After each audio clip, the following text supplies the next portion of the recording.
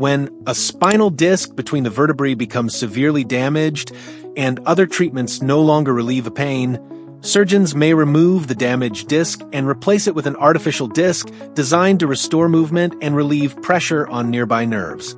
First, the damaged disc between two vertebrae is carefully exposed through a small surgical opening. The surgeon then removes the worn-out disc completely, along with any damaged tissue that may be pressing on nearby nerves.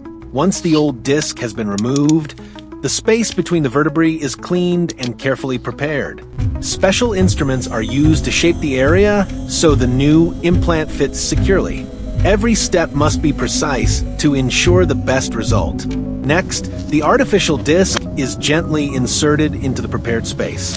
The surgeon carefully positions it in the exact center between the vertebrae and checks its alignment to ensure it moves properly. When the implant is in the correct position, it restores the normal space between the vertebrae and helps relieve pressure on the spinal nerves. Unlike spinal fusion, the artificial disc allows the spine to keep bending and moving naturally. This advanced procedure helps reduce pain, restore movement, and improve the overall function of the spine.